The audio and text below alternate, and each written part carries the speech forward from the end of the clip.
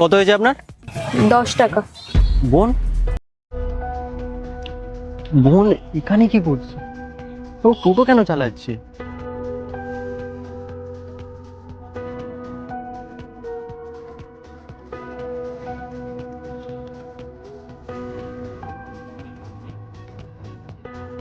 এই নিন।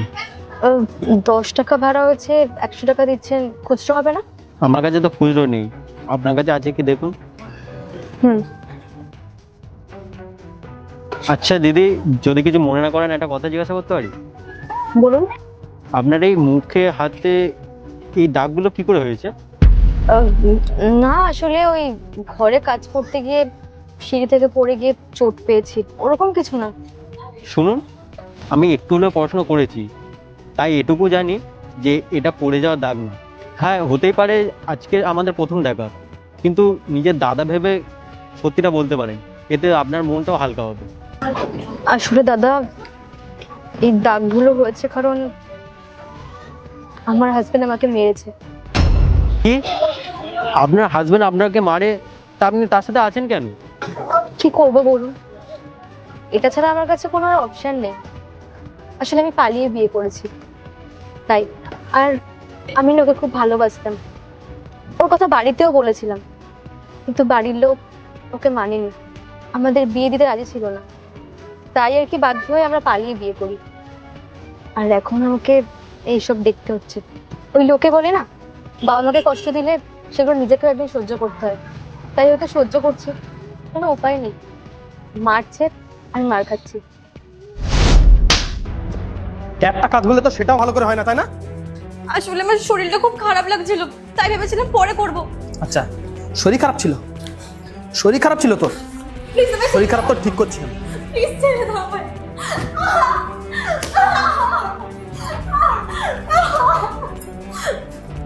আমি করে দিচ্ছি এক্ষুনি, প্লিজ আমায় ছেড়ে দাও। হয়েছে তো শরীর খারাপ, ঠিক। নেক্সট টাইম থেকে না আর জীবনে যেন না না শুনি আমি। দেখুন দিদি, আমার যা মনে হয় আপনার হাজবেন্ড যদি আপনাকে টর্চার করে তাহলে আপনি আপনার মা বাবার কাছে ফিরে যান। না, এটা সম্ভব না। আমি আর কোন মুখ নিয়ে যাব? এমনিতেও আমার জন্য না আমার বাবা মা অনেক বদনাম হয়েছে, আমি আর বদনাম করতে চাই না। ওনারা আমাকে 1000 বার বারণ করেছিল যে ওই ছেলেকে বিয়ে করিস না, কিন্তু আমি তো পাগল, আমি বিয়ে করিনি। আর যদি সত্যি ওনার কথা শুনতাম না, তাহলে হয়তো এই দিনটা আমাকে দেখতে হতো না। এখন আমার পরিবারের লোক না আমায় ঘেন্না করে। আমি ওনাদের এমনি অনেক কষ্ট দিয়েছি, তাই আর চাই না নিজের এই মুখটা নিয়ে গিয়ে আবার কষ্ট দিতে। দেখুন দিদি, মা বাবা না সন্তানের উপর যতই রেগে থাক, কিন্তু সন্তানের খারাপ সময়ে না মা বাবা তাকে অবশ্যই ক্ষমা করে দেয়। আর আপনার এই খারাপ সময়ে আপনার মা বাবা অবশ্যই আপনাকে ফিরিয়ে নেবে। না দাদা, আমার কোনো মুখ নেই যাওয়ার। এমনিতেই অনেক দুঃখ দিয়েছি, অনেক কষ্ট দিয়েছি, আর চাই না। আমার কষ্ট নিজেকে মেনে নিতে হবে। কিন্তু তোমার এই ভাই আর তোমাকে এই কষ্টে থাকতে দেবে না।